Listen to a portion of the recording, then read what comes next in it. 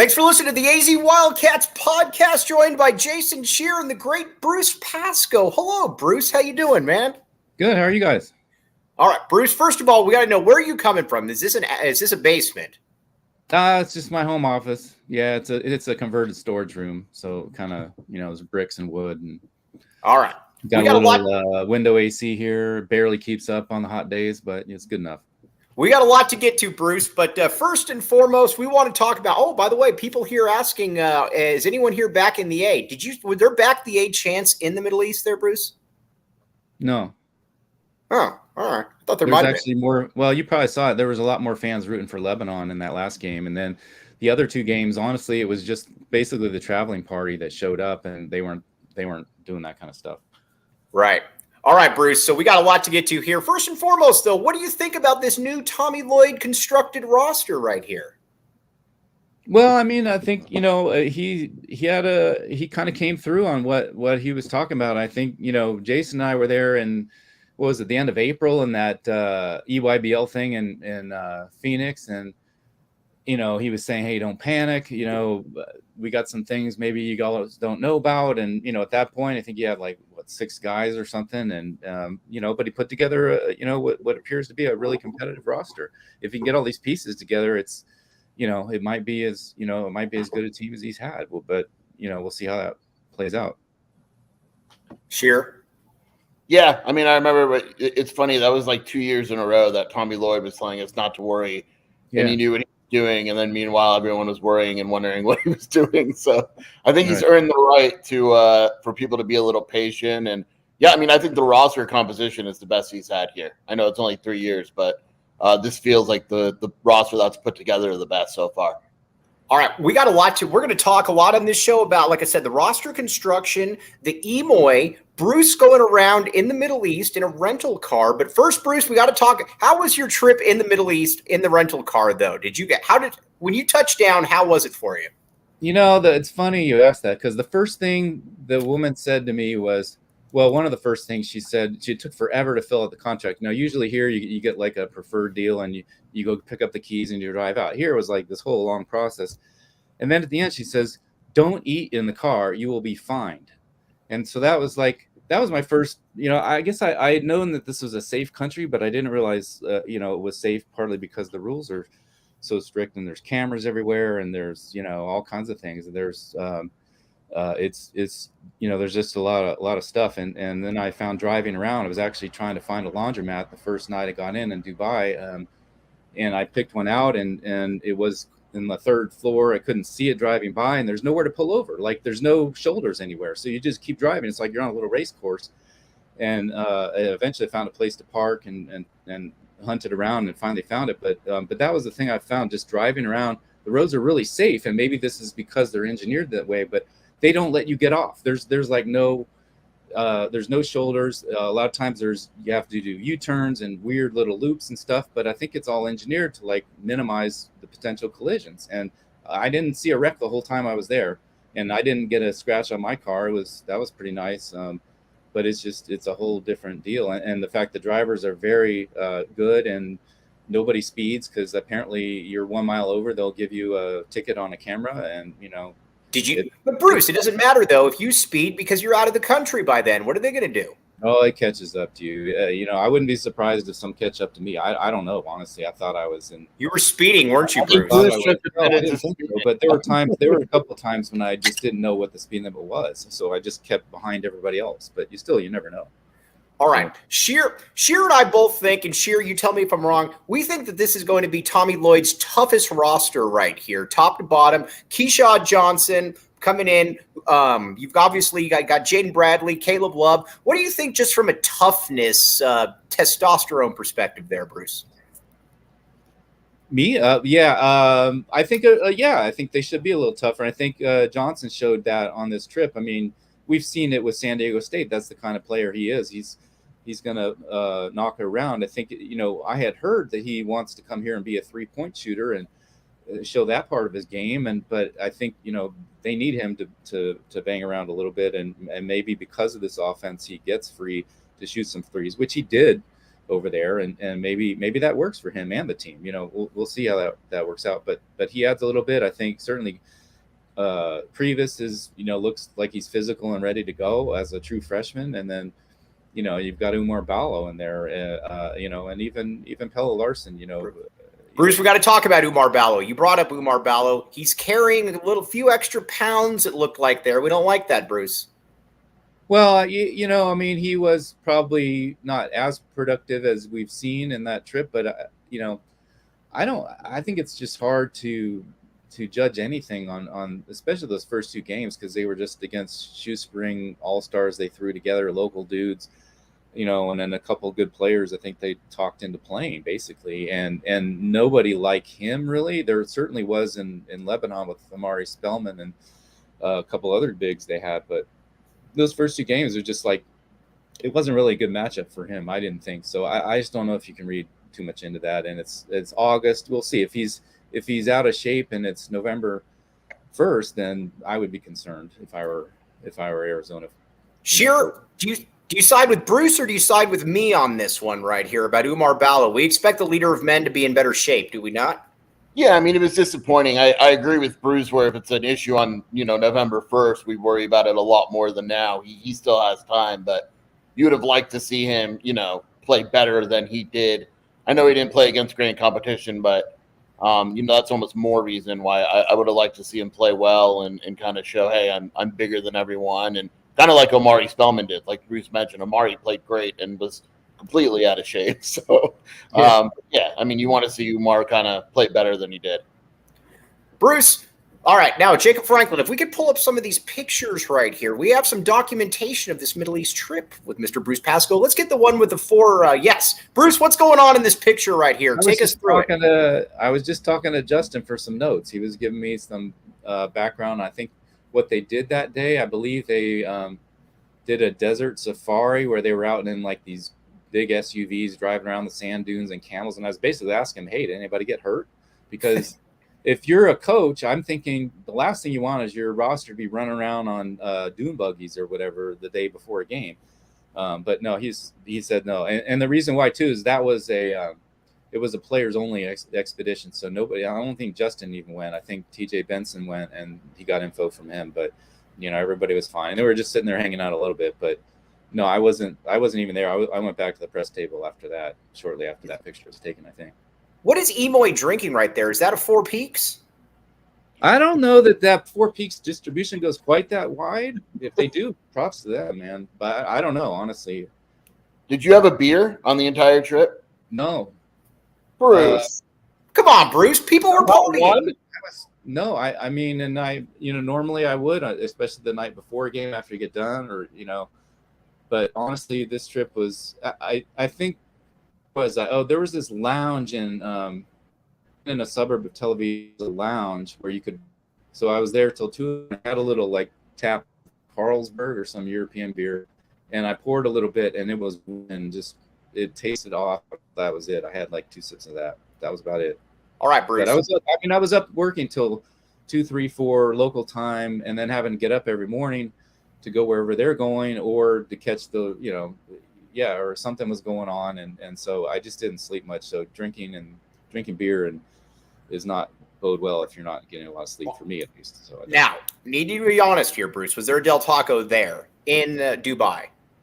No. But actually, it's funny. When I was looking for the laundromat that night, there was actually a place in the same building.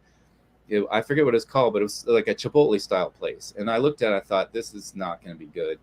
And I thought about going somewhere else, but in the interest of time, I gave it a try, and it was actually really good. So that was actually the best. I mean, that was the only time I ate Mexican food on the whole trip. So, but no, there was great meals everywhere, really. Israel, all over the place. And did you meet any foreign dignitaries on your trip there? No, I didn't. We didn't. I think maybe the coaches came into contact with one, but no, not really. The main guy was the guy who organized the Israel trip. He was actually a New Yorker, a former hedge fund guy who basically retired, and he wants to promote Israel, so he was around. But as far as politicians, dignitaries, etc., no. I didn't see any. I mean, there was like, I think at the USA basketball game, there was like one of the Sheiks was there or something, but I don't know. Sure. I thought Emoy met the Sheik. I got excited. That was a rumor. Yeah. No. In fact, Kokoski was spreading some rumors about that too, I think. But, so is that nonsense, Bruce? Are we saying did the hashtag know what college basketball is? I think they know what the NBA is. They love, you see kids and wearing NBA jerseys around, but college basketball, I think in Europe people know a little bit that follow basketball, but a lot of these places, I remember in Jerusalem somebody asked me who were they, because I was behind him, and he says, who is that team? And I said, University of Arizona. And he looked at me like he had no idea. And I said, well, it's kind of like I just kind of said it's the next division below NBA. And then he seemed to understand, which is, I guess, the best way you can explain it to somebody from there. All right, we want to talk a little bit about Tommy Lloyd here, and we're going to get back to specifics on the court. But you can verify that the Emoy did not meet the Sheik, because we all got excited about this because a lot of people were reporting this, Bruce. Yeah, I mean, actually, it's funny because, Justin actually told me that, and then I went to Emoy and asked him. I said, "Did you really meet him?" And he's like, "Nah, Justin's pulling your leg." So no. Yeah, do you think Emoy might have just been humble during this time and just didn't want to acknowledge it? He's always actually humble. I think partly people have fun with him because he is such a down-to-earth, modest guy. He's just a good guy. Yeah. All right, Bruce, we're going to talk about Tommy Lloyd here, what it's like covering him. But first, Bruce, have you ever had Wink before? WYNK. Have you ever heard of this? No. All right, here's what it is, Bruce. Tell me if this is funny. This is a seltzer with a wink of THC. Get it? Do you get it? I get it, but I don't know. All right, here's the deal. Available in either 2.5 milligrams or 5 milligram cans. You can find Wink right here in Arizona, Bruce. And look for Wink at all Sunday Goods dispensaries in the Valley and Botanico Dispensary in Tucson. They're now in 12 states nationwide and even recently launched online ordering and home delivery to about a dozen other places. To find the fastest way to get your hands on one, go to drinkwink.com. Bruce, if I gave you a Wink, would you drink it? No. All right, fair enough, Bruce. Fair enough. All right, now, but I would drink it, though, and Jason Shear would. Let's talk about covering Tommy Lloyd a little bit, because you've covered a lot of different people. You covered Jerry Tarkanian. You covered Lute Olson. You covered the great Kevin O'Neill. You've covered many different people. What is Tommy Lloyd like for you as far as access? Because I'll tell you one thing. Tommy Lloyd likes Bruce Pascoe. Well, I mean, I think after a couple of years, and this goes for Jason too, I think he's developed a little bit of trust in us, and it's a comfortable working relationship. You kind of have to be like that as a beat reporter, not be too close, but you don't want to be enemies either, where you don't get anything accomplished. So, but yeah, no, he's just I think access is partly controlled by the university and how things work over there. So it's a little different, but I mean, it's marginally better than it was under the previous coaching staff. I would say, you talk about Kevin O'Neill. Kevin O'Neill is probably the most open coach I've ever seen. Now, he came with plenty of baggage, but you could go to any practice. You could talk to anybody at any time. You could call him on a cell phone. These are things that you just don't do most of the time with high-level college coaches. And, so that said, I mean, but for me, it's, access is always, especially nowadays, it's just, it's tough at most high-level college programs. Arizona's not unusual. And so, you hope that you have a coach that, at least tell you what's going on and be truthful and approachable when you do have access to him. And I think Tommy Lloyd is pretty much that. So, in that sense, it's hard to complain. Sheer, explain the moment when we knew that Tommy Lloyd was a different one when he was talking with Bruce. About a year and a half ago when we were in we were at Section 7 and Tommy basically missed an entire game. I think it was Devin Williams. So it wasn't like a heavy recruitment, but he missed the game in order to give an interview to Bruce. And honestly, like, I can't think of many coaches that would do that. I'll tell you what, that was actually a good story. That will tell you something about him. And I told him, I think he was, if I remember right, Jason, he was going to talk to you guys in a group the next day, but it was Father's Day weekend, my son was coming back from college. He was only going to be here this weekend. I told him, I said, hey, I got plans. I got family stuff going on. Is there any way I can catch you for a couple minutes? And then he did that. And that was above and beyond. I mean, I don't normally do that. And there's been I think there was one time during the season when he agreed, because I was going to fly out earlier and he tried to switch up his interview till later. And then because I was leaving, I think they moved it back earlier. So he has been a little accommodating like that. And that is very unusual. I think, generally he's, everybody will tell you he's a good guy. And I think, when he comes to us, it's always a little bit trickier, because sometimes we'll have to write stuff that he doesn't like. Sometimes I'll throw him a question that he doesn't like, or some hypothetical. He hates to answer those, as you guys know, and stuff like that. But for the most part, you can't complain. But I will say, I mean, it's not like I'm going to him every day. And you have his phone number. You have his phone number, don't you, Bruce? I don't actually. No? I don't. It's funny because I'm actually doing Pac-12 previews right now for Blue Ribbon Yearbook, and I've got like 5 or 6 Pac-12 coaches in my phone. Then I've texted a couple of them to arrange some interviews, but I don't have Tommy's because that's the way it works over there. And he doesn't want. And it's not like it really matters, because I don't think I would be calling him just left and right anyway. I mean, if I really need him for something, I can go through Nate, the basketball communications guy, and usually get an answer pretty quick. And that's that works. Do we get a spoiler alert on the Blue Ribbon? Are you picking Arizona? I don't know if he's put them out, but I think that's kind of how I think it looks. Yeah, I think you're back in the A, Bruce. Huh? You're back in the A. That's not necessarily back in the A. That's just journalistically looking at it like, hey, this team's going to be pretty good. Up and down, they probably have a better roster than USC, probably. And Tommy Lloyd's record as a coach has been pretty good in 2 years. And, so I think it's a close call, but I think you probably go with him. What about Oregon, Bruce? Oregon's just always like, it's just, you just never know. Every year they're usually better than you expect. They get it together. Last year, though, they weren't. So, but Dana Altman's tough because he's a good coach, and they run some stuff that's just really hard to defend. It's just a question of whether he gets buy-in with that team, and if they have chemistry problems or whatever, and you just never know from year to year how it's going to go. They could be really good, or they could just implode. And Bruce, you want to hear a joke about Dana Altman that I can tell you? It's a good joke. Go ahead. All right. So my whole family's from Crete, Nebraska. Dana Altman is from Crete, Nebraska. Right. Okay. What do you call people that move out of Crete, Nebraska? I don't know. An excretion.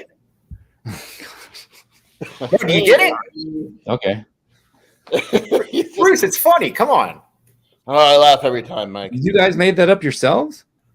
No, did somebody like in some rival town make that up? No, I made it up, Bruce. Believe it or not, I can come up with an original piece of content every now and then, but it's very rare. All right. I want to talk about the strengths of this team and maybe some of the weaknesses right here. But first, Bruce, have I ever told you about BetMGM? Have you heard of BetMGM? I have. All right. Here's the deal. Now, Bruce, do you ever wager? Are you allowed to wager, Bruce? I don't know. Honestly, I don't. I mean, I don't have an app or do any of that. I mean, there's been times when I've been in Vegas and, my dad will say, hey, one year he had me bet on the Padres win the World Series. So I did that. But no, I don't generally on a day-to-day. I don't generally. Okay, but first, all right, let me tell you about BetMGM real quick here, Bruce. We got to pay the bills here. Sign up for BetMGM. Use bonus code PHNX. There's a few different offers depending on where you live, but for our Arizona audience, place your first bet offer and receive up to $1,000 back in bonus bets if it loses. Check out the show notes for full details. Bruce, here's how big the AZ Wildcats podcast is. Sheer and I have been saying for the last 4 months, back the A, take the over of 5 wins, and guess what has happened since then, Bruce? The line has gone in our direction. People are putting down money right there, Bruce. Yeah. We run. Yeah, I mean, sentiment moves the lines. There's no question about that. I mean, I used to live in Las Vegas, and so watched a lot, learned a lot about that, wrote about it a couple times, talked to some, I talked to some sportsbook guys for stories. I mean, I know how that works. And exactly, you guys may have influenced a little bit. All right, now. But I will say this, that often with a team like Arizona, even in a random game against Washington State or something, they might add a half a point or a point to the line just because it's Arizona and they know money's going to come in on them, even if that's not a true line as they would define it. All right, let's get to the strengths of the team, but let's hear the disclaimer here first, though. Gambling problem? Call 1-800-GAMBLER. Colorado, D.C., Illinois, Indiana, Kansas, Louisiana, Maryland, Mississippi, New Jersey, Ohio, Pennsylvania, Tennessee, Virginia, West Virginia, Wyoming. Call 877-8-HOPE-NY or text HOPE-NY 467-369 New York. Call 1-800-327-5050 Massachusetts. 21 plus to wager. Please gamble responsibly. Call 1-800-NEXT-STEP Arizona. 1-800-522-4700 Nevada. 1-800-BETS-OFF Iowa. 1-800-270-7117 for confidential help Michigan. 1-800-981-0023 Puerto Rico. In partnership with Kansas Crossing Casino and Hotel. Visit BetMGM.com for terms and conditions. U.S. promotional offers not available in D.C., Kansas, Nevada, New York, or Ontario. Did you hit the little speed voice thing on that or what? Believe it or not, that's not me, Bruce. I can talk fast, but not nearly that fast right there. By the way, we have somebody asking a question here. We get this question pretty much on a daily basis, Bruce. Tony Clifton right here. Has Bruce seen Dylan's bike? What's the deal with Dylan Anderson's bike? Did they ever find that? Was that a topic of conversation? Oh, no, I forgot to I did hear something about that, but I had no idea, honestly. I'm sorry. All right, next time. All right, here's how cool Bruce is, though. Bruce sent me this when I was not doing well. And, Bruce, I have read this probably front to back, probably 9 to 10 times. And notice who's on the front. Sean Elliott right there. Bruce, you're the man for sending me this. I'll always appreciate that. No, I'm glad you got something out of it. I mean, I read it once or twice, but it's a far more use to you than me. So I thought it'd be cool to get if you wanted it. What was it like covering Jerry Tarkanian? Did he like Bruce? Well, it was just a different era. I mean, he was a little bit, honestly, a little bit like Kevin O'Neill in the sense that, and I keep bringing the Kevin O'Neill thing up because I know how much you think of him. But yeah, for sure. He was very open. He just says whatever he was on his mind. He had no filters, no biases, and I think that's one reason why he got arguably got in a little hot water with the NCAA because he would, if people were doing things or whatever, he just judged them by what they did to him. And then he didn't see, he wouldn't have any, biases or whatever. So he just treated everybody the same. And maybe in that sense, it led to some tough things for him. But, he was actually pretty easy to cover. It's just a matter of, all the chaos that was going on as a result. And so it was very early in my career. So it was really a dive into covering cops and courts and all kinds of stuff. I mean, we went to a church once when he rescinded his resignation and people were singing and, it was not just covering basketball, so much more. And so and then it comes full circle when Sean Miller and the program have the FBI poking into him. And it was just like, different, but a lot of news there again. And so, right. What is your guys now moving back to this team? Cooper Flagg is not coming to Arizona. Is this correct, Jason Scheer? I would be surprised. Yeah, I think they might offer him, but I don't foresee him coming. What are you hearing, Bruce? I defer to Jason on that. I've just been reading about him. I mean, and it doesn't sound like he's even considering him very seriously, if at all. Yeah. What are your guys' big? He's not been somebody I've really even thought about, Right. looking at because, no. What do you think of Jamari Phillips and Carter Bryant? You've seen them up close, Bruce.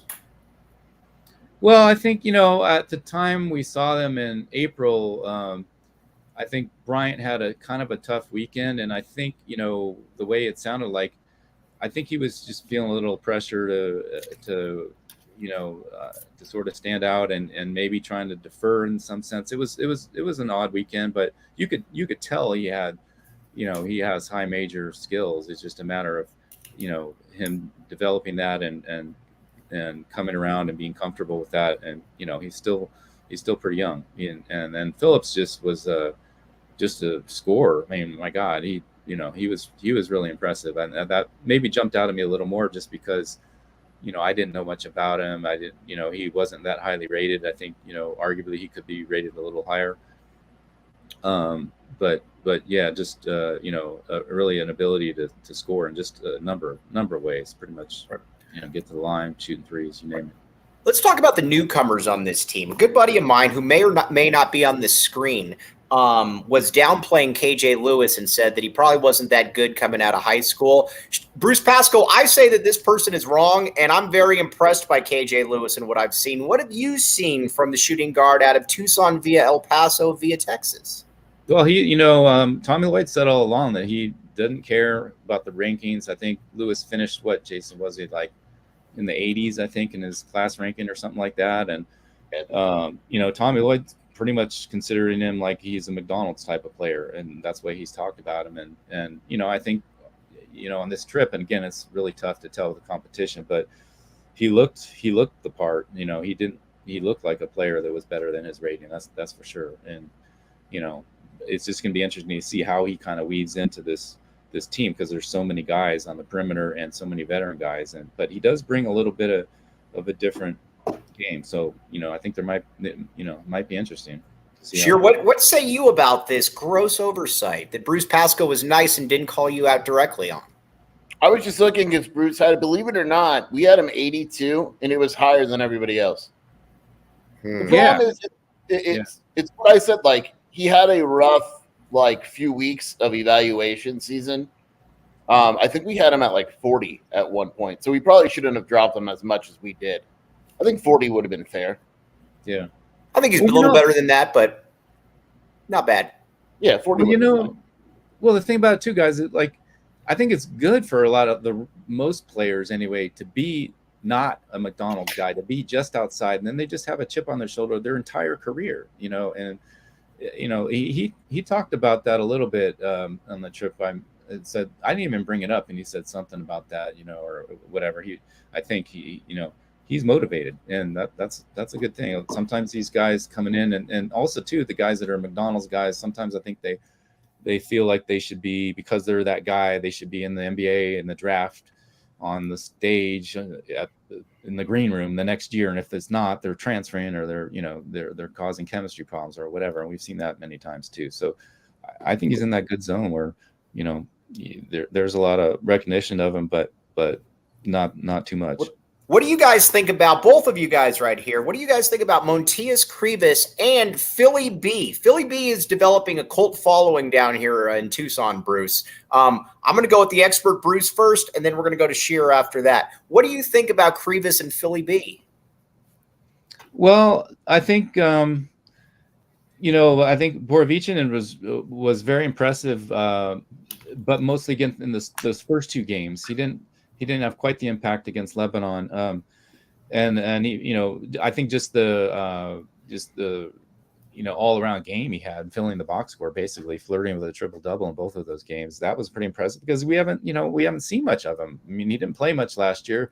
Most of the practices are closed. We have no idea, what is he? But we do know that we've heard he has this, unbelievable upside, and developmental player. Maybe he starts to grow into that this year, and he becomes in the mix. And I think as far as Krivas, it was just, like I said before, he just seems physically ready. He seems confident. A guy who's, I mean, he looks well, but he looks way more ready than you would think for a freshman. But again, we're talking about, it's just tough to judge off the limited competition they've had. Skier?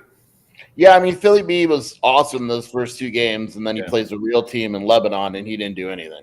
Yeah. And so, but it's tough to judge. I mean, it was the same thing with FIBA when you watched him. Like, we watched him, and he would have insane games, and then the next game he's going scoreless, and his coach benched him. I mean, Krivas I'm all in on Krivas. I mean, there's going to be some growing pains, but he looks like an NBA guy to me. Bruce? It may take a few years, but I think he's an NBA guy. You can be the arbitrator right here, Bruce. Shearer and I have a hard-hitting bet that a lot of people are talking about right here. Who plays more minutes in their collegiate career at the U of A? Conrad Martinez or Philly B? Wow, that's interesting. Are you talking about cumulative? Because Martinez could be here 4 years. Well, so could Philly B. Maybe, but if he blows up the way he could, maybe off to the NBA, he might be gone after next year, I would think. Well, it's not just I like NBA it. too. If you're European, you can go and you're a non-import player in Europe, and you can make a lot of money over there. Like, you don't have to stay here 4 years; you can just leave. So I think for him, it's more about development. I don't know him well enough to know if he's really all in and wants to be here as long as whatever. So you're thinking then that you're going to go probably Conrad Martinez because you think Philly B could easily be an early entry possibility, where Conrad's probably more of a 4-year guy. Yeah, but it's a tough call because I don't think Conrad's going to play much at all this year. There's too many guys ahead of him, and he's got ways to go. But I think he's going to be a lot of fun to watch. He's going to be a lot of fun to watch, in those late game when they're up by 30 situations, and he's going to be out there trying to win by 40. I mean, he's really competitive and fun to watch. So I don't know. It's a tough call. That's a great question, though, Mike. All right. So you're going to go with Conrad Martinez. It feels like. I mean, obviously no insight, but yeah, you're going to go. And only because I'm betting that he probably sticks around longer for a longer career. But I like that's a great point. I had never really considered the Philly B leaving early for the pros, but that's a really good point right there, Bruce. I can't argue with that. By the way, Bruce, do you wear sunglasses? Yeah. Well, when I need to, sure. What kind of sunglasses do you wear? I have a prescription Ray-Bans I wore on this trip mostly. Yeah. Nice. In fact, you need them everywhere in the UAE. Like the second you walk out the door, it's like here, really.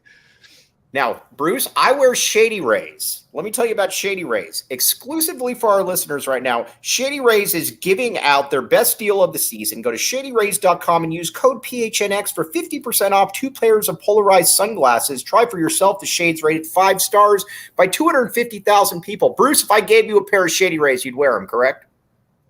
If I didn't have to buy them, sure. I mean, all right. I'll usually do whatever my insurance plan lets me get, or if I get them for free, sure. There is no insurance plan. It would be free, Bruce.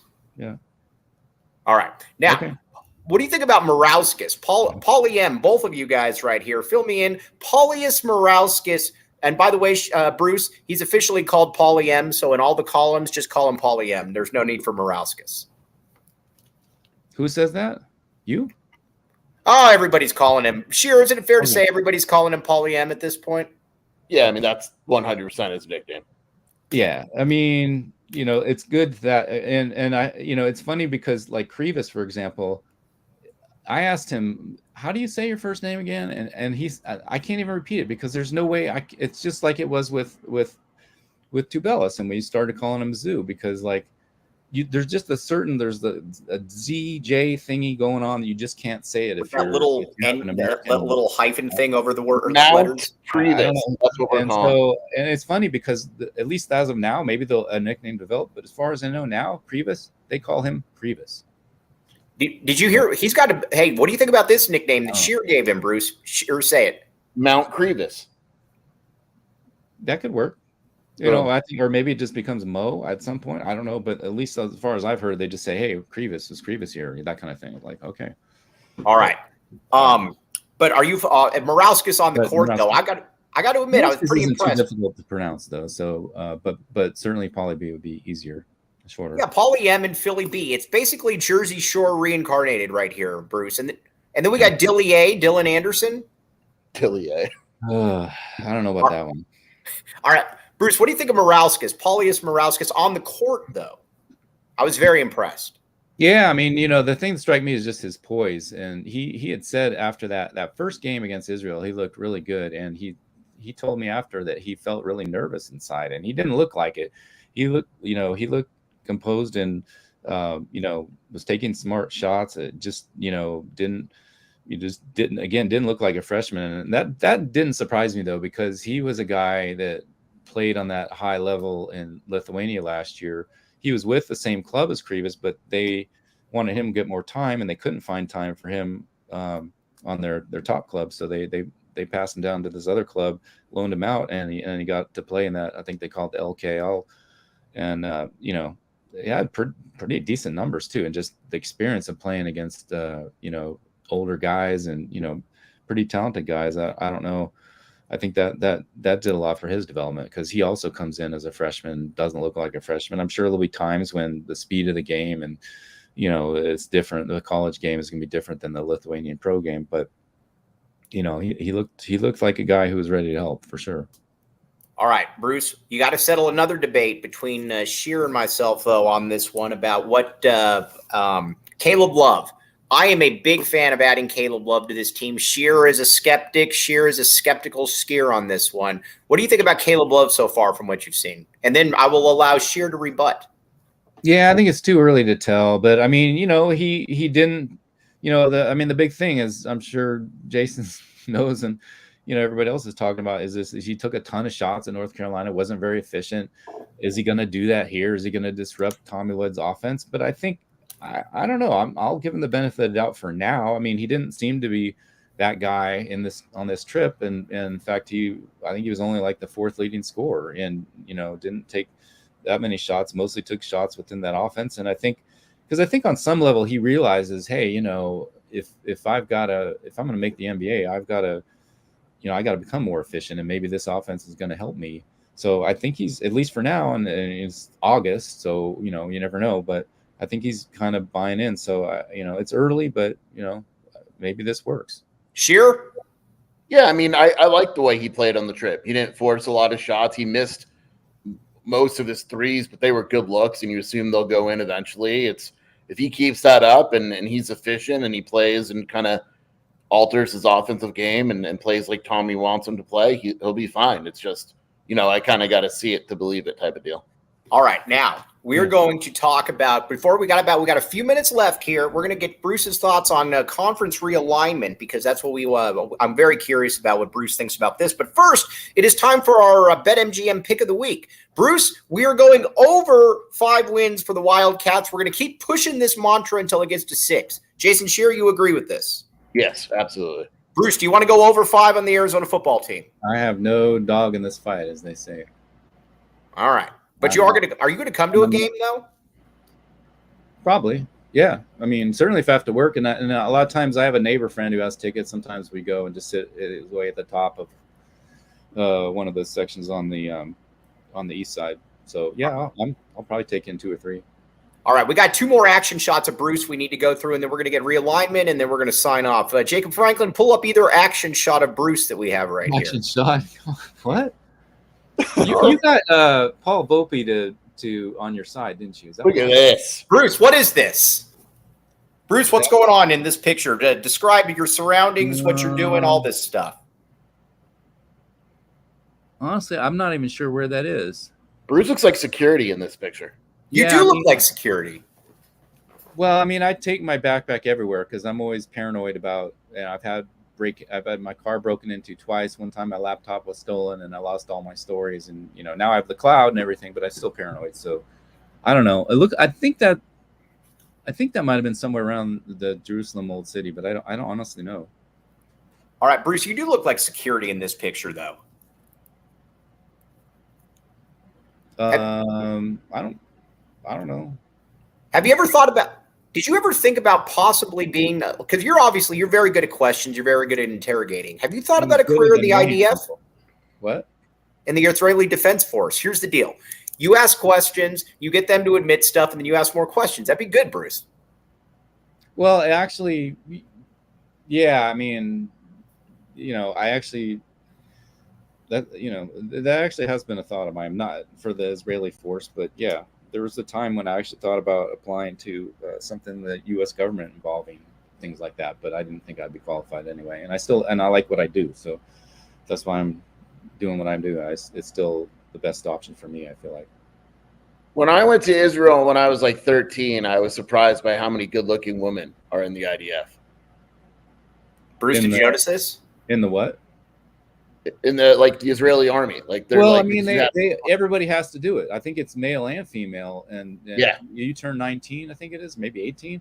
You have to do it. And in fact, the guards that approached them when they came back from Bethlehem that day, they came back over the Palestine border and the checkpoint, and then the guys who came in, I think there was a woman and a guy, and they were both probably late teenagers, maybe 20, and and it just.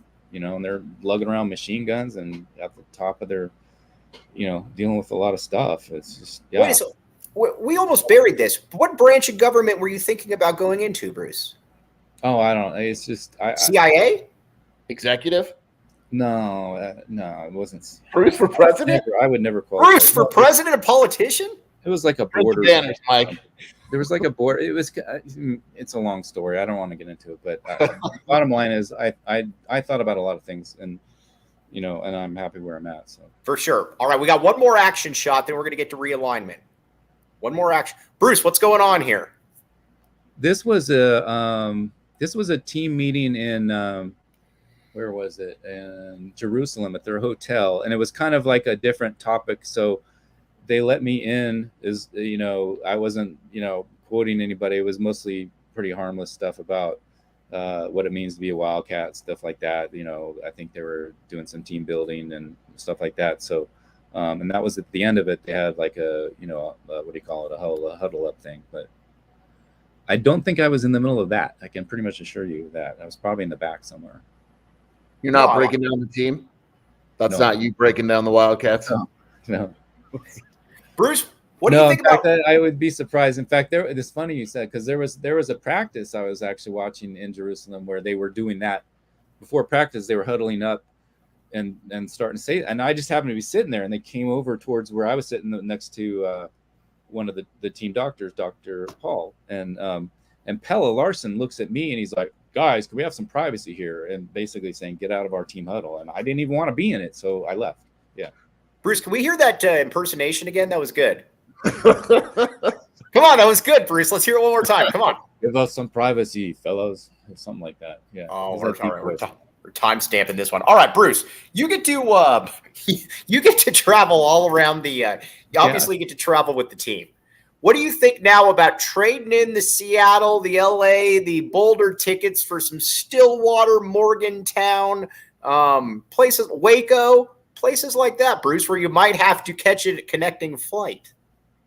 Well, it's not about me, so that's all. No, but I'm making it about you. I'm asking about you, Bruce. Basketball-wise, this is a terrific move for Arizona. They'll get a lot of great rivalries out of it, and they'll bring teams into McHale that won't come here, now. So that's a good thing. They lose UCLA and maybe Oregon, but it's good from that aspect. But yeah, I mean, as far as the Pac-12, yeah, I mean, you can literally fly nonstop from Tucson to every Pac-12 city except Pullman, and Pullman you can't go anywhere anyway. So, will the Star be getting you a lot of rentals then when the Big 12 when Big 12 hits?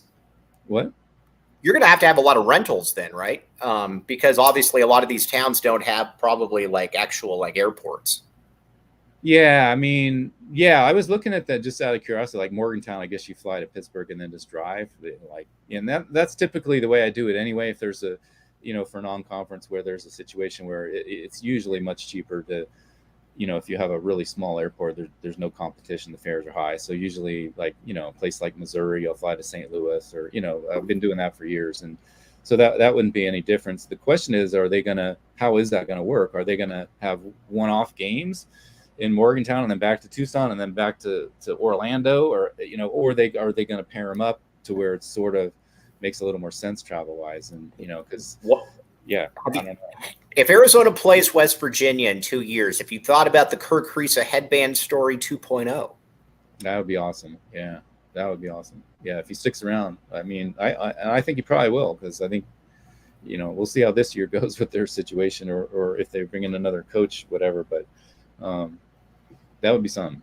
Yeah, for sure. All right. Before we sign off here, Bruce, have you thought about becoming a PHNX diehard with the AZ or with the Arizona Daily Star account? Come on, you've thought about it, Bruce. You're thinking about it, aren't you? I have not, and I would not. And it's nothing personal, as I've explained to you before. But I'm a journalist, so we're impartial. We cannot do these kind of things. Well, you're on Shear's message boards, though. For what? What do you mean? You're on Shear's Wildcat Authority message boards. Oh, I read them, sure. Yeah, I mean, what's your username? But and Shear has some knowledgeable fans on there, so it's good to read that stuff. What's your username? I think it's just my name, but I don't post, so you won't see it. All right. Well, either way, you should become a PHNX diehard here, Bruce. Check out phnxlocker.com to grab your membership to receive exclusive content, discounts on all events and merch, and access to our Discord chats, and access to Bruce Pascoe interviews like this one we're going to have here. All right, Bruce. They can find you at let me see if I can do this off the top of my head. On Twitter at Bruce Pascoe, correct? Mm-hmm. Yeah. Wildcaster app. Yeah. Get the newspaper. And I feel like I'm forgetting something, Bruce. Where else can they find? Oh, on Instagram. Bruce, you have an Instagram. Well, just Tucson.com. I mean, Tucson.com is the easiest thing to remember, and that's where we are. And, you know, if there's apps and all that too, sure. You can get an app and we'll shoot you pushes, what we call pushes, you know, little alerts after games and stuff like that, you know, which is pretty common. All right, Bruce. And where can we find you on Instagram? I don't post on Instagram. In fact, you asked me about that. I didn't respond, but Thanks. I generally am just like a lurker. I read because I probably will start posting. I think it's Bruce_Pascoe. I don't even know, honestly. Can you put a picture though up at least? Yeah, Give my controller, but most I use Instagram to read other things and have pushes sent to me about like when. In fact, who was it? Somebody committed on Instagram like on New Year's Eve, and the only reason I knew about it is the guy did a push alert. And it said somebody updated his story or whatever. And I looked at it, and sure enough, he said he's coming to U of A. I can't remember who that was. Bruce, can I be in charge of your Instagram? No, sorry. I'll do it for free. No, because I wouldn't. I'd be afraid what you would do to it. It would just be pictures of Bruce. I don't think that would be of interest, really. All right. Bruce, as always, though, seriously, joking aside, one of the coolest people out there, maybe the most kind-hearted person out there. Bruce, you're a man. We appreciate you. Well, you are a man, obviously, but you're the man, Bruce. Annoying. I can be annoying, too, but thank you. Have you ever been annoyed by Bruce Scheer? Never. Not once. Really? I haven't. I'm serious. No. And the people that were following you on the trip all said that they were because I'll go to recruiting events and I'll be asking Jason, "Hey, what about this guy? What about this guy? Who's this?" Bruce, I do that for a living. There's a message board. It doesn't bother me. All right, Bruce, you can ask him anything. You have his phone number now since I've included you in the group chat. You can message him at any time. Yeah, I know. And all right, but don't message Bruce before 8 though. Correct? Before 8. Yeah, you don't get up early. During the season. Well, the thing is that during the season, you're up till midnight, 1 in the morning. I am usually updating, unless it's like a 6 o'clock game or something. So I try and keep it consistent, and I'm usually sleeping between 12 or 1, 8 o'clock. Mike, what time did you text me this morning? Do you know what time you texted me? Probably about 6. 4:45 in the morning. This guy texted me, Bruce. Yeah, that's just weird. I mean, come on. Yeah, what did I ask? You asked me to send you that email.